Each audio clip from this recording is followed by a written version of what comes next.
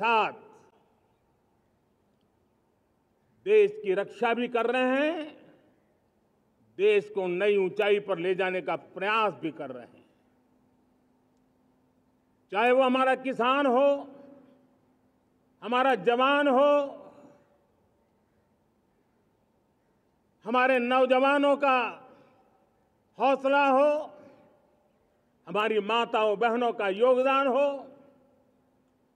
दलित हो, पीड़ित हो, शोषित हो, वंचित हो, अभावों के बीच भी स्वतंत्रता के प्रति उसकी निष्ठा, लोकतंत्र के प्रति उसकी श्रद्धा, ये पूरे विश्व के लिए एक प्रेरक घटना है। मैं आज ऐसे सभी को आदरपूर्वक नमन करता हूं। प्यारे देशवासियों, इस वर्ष और पिछले कुछ वर्षों से प्राकृतिक आपदा के कारण हम सबकी चिंता बढ़ती चली जा रही है। प्राकृतिक आपदा में अनेक लोगों ने अपने परिवारजन खोए हैं, संपत्ति खोई है, राष्ट्र ने भी पारावार नुकसान भोगा है। मैं आज उन सब के प्रति अपनी संवेदना व्यक्त करता हूं और मैं उन्हें विश्वास दिलाता हूं कि यह देश इस संकट की घड़ी में उन सब के साथ खड़ा है। मेरे प्यारे देशवासियों, हम जरा आजादी के पहले के वो दिन याद करें। सैकड़ों साल की गुलामी, हर कालखंड संघर्ष का रहा। युवा हो, बुजुर्ग हो, किसान हो, महिला हो, आदिवासी हो, उन्होंने गुलामी के खिलाफ जंग लड़ते रहे, अविरत जंग लड़ते रहे। इतिहास गवाह है कि 1857 के स्वातंत्र संग्राम जिसको हम याद करते हैं, उसके पूर्व भी हमारे देश के कई आदिवासी क्षेत्र थे जहां आजादी का जंग लड़ा जाता था। साथियों, गुलामी का इतना लंबा कालखंड,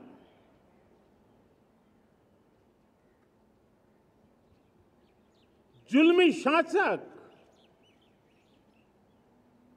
अपरंपार यातनाएं,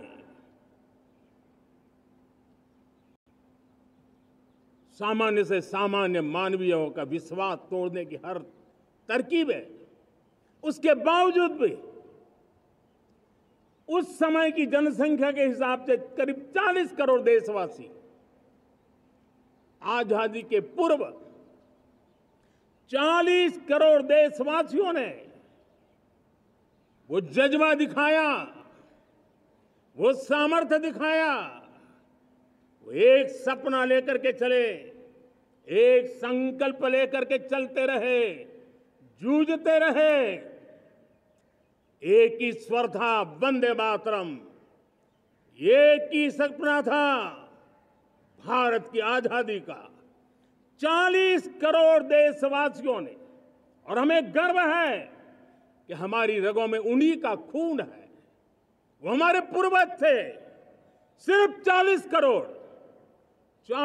करोड़ लोगों ने दुनिया की महासत्ता को उखाड़ करके फेंक दिया था, गुलामी की जंजीरों को तोड़ दिया था। अगर हमारे पूर्वज, जिनका खून हमारी रगों में है, आज हम तो 140 करोड़ है। अगर 40 करोड़ गुलामी की बेड़ियों को तोड़ सकते हैं, अगर 40 करोड़ आजादी के सपने को पूर्ण कर सकते हैं, आजादी लेकर के रह सकते हैं, तो 140 करोड़ देश के मेरे नागरिक, 140 करोड़ मेरे परिवारजन अगर संकल्प लेकर के चल पड़ते हैं, एक दिशा निर्धारित करके चल पड़ते हैं, कदम से कदम मिलाकर, कंधे से कंधा मिलाकर अगर चल पड़ते हैं, तो चुनौतियां कितनी भी क्यों ना हो, अभाव की मात्रा कितनी ही तीव्र क्यों ना हो, संसाधनों के लिए जूझने की नौबत हो तो भी हर चुनौती को पार करते हुए हम समृद्ध भारत बना सकते हैं। हम 2047 विकसित भारत का लक्ष्य प्राप्त कर सकते हैं। अगर 40 करोड़ देशवासी अपने पुरुषार्थ से, अपने समर्पण से, अपने त्याग से, अपने बलिदान से आजादी दे सकते हैं, आजाद भारत बना सकते हैं, तो 140 करोड़ देशवासी उसी भाव से समृद्ध भारत भी बना सकते हैं। साथियों, वो एक समय था जब लोग देश के लिए मरने के लिए प्रतिबद्ध थे और आजादी मिली थी। आज ये समय है देश के लिए जीने की प्रतिबद्धता का। अगर देश के लिए मरने की प्रतिबद्धता आजादी दिला सकती है, तो देश के लिए जीने की प्रतिबद्धता समृद्ध भारत भी बना सकती है।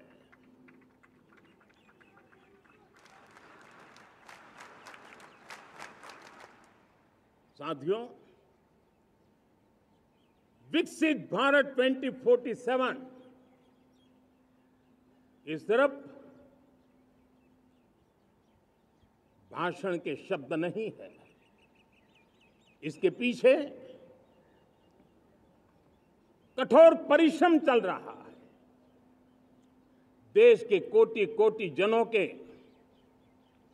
सुझाव लिए जा रहे हैं और हमने देशवासियों से सुझाव मांगे और मुझे प्रसन्नता है कि मेरे देश के करोड़ों नागरिकों ने विकसित भारत 2047 के लिए अनगिनत सुझाव दिए हैं। हर देशवासी का सपना उसमें प्रतिबिंबित हो रहा है, हर देशवासी का संकल्प उसमें झलकता है। युवा हो, बुजुर्ग हो, गांव के लोग हो, शहर के लोग हो, किसान हो, कामदार हो, दलित हो, आदिवासी हो, पहाड़ों में रहने वाले लोग, शहरों में रहने वाले लोग हैं, हर किसी ने 2047 में जब देश आजादी का 100 साल मनाएगा, तब तक विकसित भारत के लिए अनमोल सुझाव दिए हैं। और मैं जब इन सुझावों को देखता था, मेरा मन प्रसन्न हो रहा था।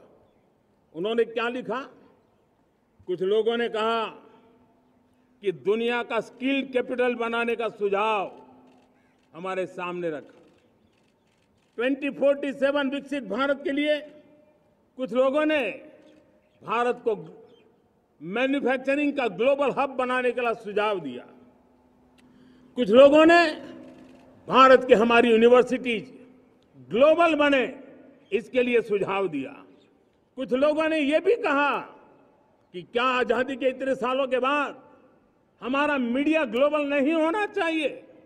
कुछ लोगों ने यह भी कहा कि हमारा स्किल्ड युवा विश्व की पहली पसंद बनना चाहिए।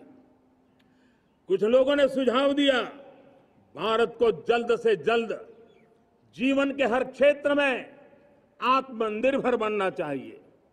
कई लोगों ने सुझाव दिया कि हमारे किसान जो मोटा अनाज पैदा करते हैं, जिसको हम श्री अन्न कहते हैं, उस सुपर फूड को दुनिया के हर डाइनिंग टेबल पर पहुंचाना है। हमें विश्व के पोषण को भी बल देना है और भारत के छोटे किसानों को भी मजबूती देनी है। कई लोगों ने सुझाव दिया कि देश में स्थानीय स्वराज की संस्थाओं से लेकर के अनेक इकाइयां हैं, उन सब में गवर्नेंस के रिफॉर्म की बहुत जरूरत है। कई लोगों ने लिखा कि न्याय के अंदर जो विलंब हो रहा है उसके प्रति चिंता जाहिर की और ये भी कहा कि हमारे देश में न्याय व्यवस्था में रिफॉर्म की बहुत बड़ी जरूरत है। कई लोगों ने लिखा कि कई ग्रीनफील्ड सिटीज बनाने की अब समय की मांग है। किसी ने बढ़ती हुई प्राकृतिक आपदाओं के बीच शासन प्रशासन में